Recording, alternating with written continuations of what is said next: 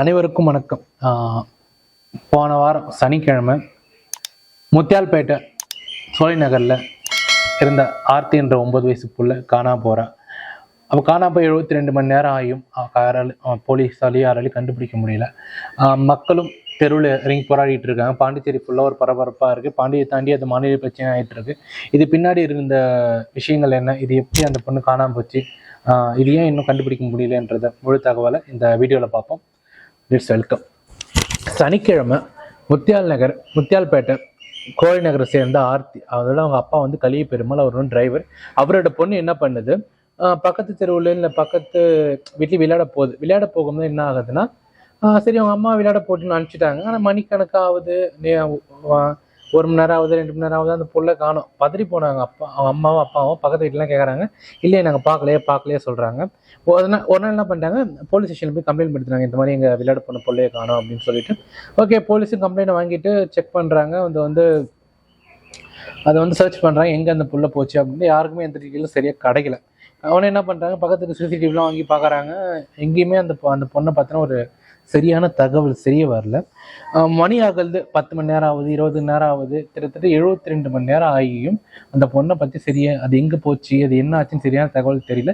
இதனால அங்கே இருந்த பொதுமக்கள் ரொம்ப பயமாக இருந்தது. எங்கள் பொண்ணு காணாம போய் இத்தனை நாள் ஆகுது, இன்னுமே இந்த பொண்ணு எங்கே போச்சுன்னு போலீஸால் கண்டுபிடிக்க முடியுது. போலீஸோட ஆக்ஷன் ரொம்ப ஸ்லோவாக இருக்கணும்.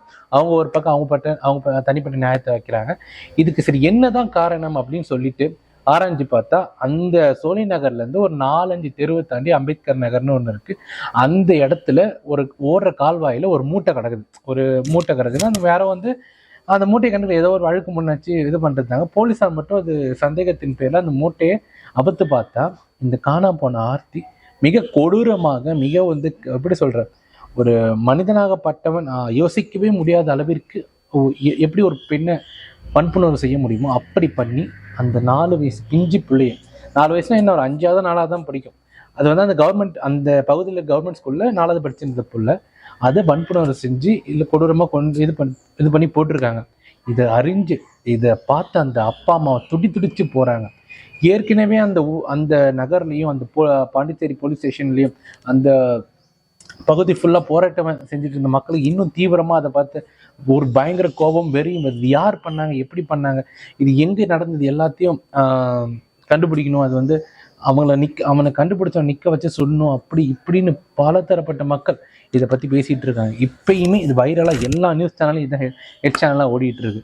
அப்புறம் அந்த பகுதியில், அந்த அம்பேத்கர் நகரில் இருக்க ஒரு பகுதியில் ஒரு சிசிடிவியில் பார்த்தா, அந்த புள்ள யாரோ சொல்லி பயந்து போய் பதறி போய் ஓடிட்டு இருக்கான். அது வந்து யாரோ பார்த்து பயந்து, யாரோ மிரட்டி என்னமோ சொல்லி பயந்து ஓடிக்கிட்டு இருக்கா.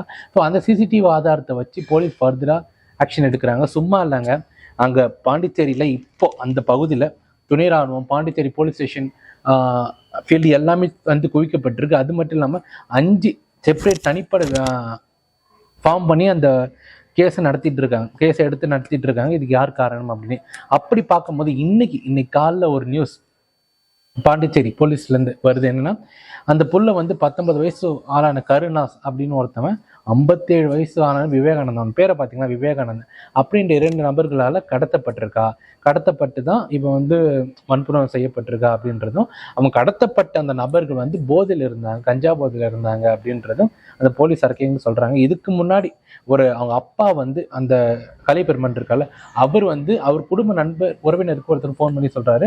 அவரின் சொன்ன தகவல் படி என்னன்னா, இது வந்து 7 பேர் என்னோட பொண்ணை வந்து வன்புணர்வு கொடுமையாக செஞ்சு சொல்லியிருக்காங்க. இந்த மாதிரி அந்த 7 பேருமே கஞ்சா போதையில் இருக்காங்க, தண்ணியில மறந்து இருந்ததுனால இந்த மாதிரி இந்த கொடூரத்தை பண்ணிட்டானுங்க அப்படின்னா, ஒரு தகப்பன் ஒரு பெண் பிள்ளை இந்த மாதிரி நிலைமையில பார்த்தா எப்படி ஒரு வாய் தழுக்குமோ அந்த உரையாடலில் பேசுறாரு. இது எல்லாமே வருது. ஆனால் போலீஸ் கொடுத்த ரெக்கார்ட் பண்ணி கலிய பெருமாளும் விவேகானந்தன், அதிலும் கலிய பெருமாள் தான் அந்த பொண்ணை கூப்பிட்டு போயிருக்கான். அவன் தான் அதே பகுதியில் இருந்த ஒரு நபர் தான் 2 பேருமே. அவங்க வந்து நோட்டம் போட்டு பிளான் பண்ணி அந்த பொண்ணை கூப்பிட்டு போயிருக்காங்க அப்படின்னு ஒரு விசாரணை நடத்துறாங்க. அது மட்டும் இல்லாமல் இந்த விசாரணைக்காக இந்த சோலை நகர் காவல் நிலையம் இருக்குல்ல, போலீஸ் ஸ்டேஷன், அந்த போலீஸ் ஸ்டேஷன்ல 5 பேரை கூட்டு விசாரணை நடத்துறாங்க. இந்த 5 பேரை கூட்டு விசாரணை நடத்துனா அந்த ஊர் மக்களுக்கு தெரிஞ்சு, அந்த பகுதி மக்களுக்கு தெரிஞ்சு எல்லாருமே கூட்டமாக போய் அந்த போலீஸ் ஸ்டேஷன் தாக்குறாங்க. அவங்க வந்து பொறுமை இழந்துட்டாங்க. அது மட்டும் இல்லாமல் பாண்டிச்சேரி வந்து அந்த மகாத்மா காந்தி சிலை இருக்குன்னா அந்த பீச் இருக்குல்ல, அங்கே போய் வந்து போராட்டம் நடத்துகிறாங்க, கருப்பு சட்டை போட்டு போராட்டம் நடத்துகிறாங்க, இல்லீகலாக நடத்துகிறாங்க. எல்லாருமே தன்னிலை மறந்து போராட்டம் நடத்திட்டு இருக்காங்க. இப்போ இந்த வீடியோவில் இந்த ஒரு கேஸ் வந்து நம்ம என்ன வாங்கிக்கிறோன்றது இப்போ வந்து நீங்கள் யோசிச்சு பாருங்களேன். இப்போ அந்த குற்றவாளியை கண்டுபிடிச்சி அவனை டாக்குமெண்ட்லாம் சப்மிட் பண்ணி அவனை கோர்ட்டில் நிறுத்தி வச்சாலும் அவன் என்ன பண்ணுவான்? இப்போ வந்து ஒரு பின்னாடி அவனுக்கு வந்து ஒரு கொடுமையான தண்டனை கொடுக்கப்படுமா? இல்லை சவுதி அரேபியா மாதிரி நாடுகளில், இல்லை வந்து குவைத் மாதிரி நாடுகளில், இல்லை முஸ்லீம் கண்ட்ரியில் நாடுகளில் கொடுக்கப்படுற ஒரு பெரிய தண்டனைகள் கொடுக்கப்படுமான்ற கேள்வியும் இருக்குது. ஒருவேளை நம்ம நாட்டிலையும் சரி நம்ம சமுதாயத்திலும் சரி தண்டனைகள் குறைவாக இருக்கிறதுனால கூட இந்த மாதிரி தவறுகள் பண்ணிட்டு ஈஸியாக தப்பிச்சிடலாம்ன்றது கூட ஒரு சாக்கில் இதெல்லாம் பண்ணுறானுங்களோ என்னன்னு தெரியல. இதுக்கு பின்னாடி ஒரு கஞ்சா போதைன்ற ஒரு போதை தண்ணிலே மறந்த ஒரு உணர்வு இருந்தாலும் இதுக்கு பின்னாடி இதுக்கு ஒரு மிகப்பெரிய ஒரு குற்றம், ஒவ்வொரு மனிதனும் செய்கிற குற்றம் தன்னொழுக்கம் இல்லாததான். அதாவது ஒரு மனிதனுக்கு ரெண்டு முக்கியம், ஒன்று தன்மானம், தன்னொழுக்கம். இது ரெண்டும் மட்டும் இல்லை, ரெண்டு இல்லாமல் இருந்தால் அவன் என்னதான் பெரிய ஒரு ஆளாக இருந்தாலும் அவன் வாழ்க்கை ஒரு குப்பைக்கு சமானம். ஒரு மனிதன் வந்து பிழைக்க தெரியாமல் இருக்கலாம், ஒரு மனிதன் வந்து சம்பாதிக்க தெரியாமல் இருக்கலாம், ஒரு சமுதாயத்தை வாழ தெரியாமல் இருக்கலாம். ஆனால் தன்மானத்தையும் தன்னொழுக்கையும் தனி மனித ஒழுக்கத்தையும் விட்டு ஒரு மனுஷனால் வாழ முடியாது, வாழவும் கூடாது. அப்படி வாழ்ந்தால் அவன் மனித பிறவிலே செய்ய மாட்டான்.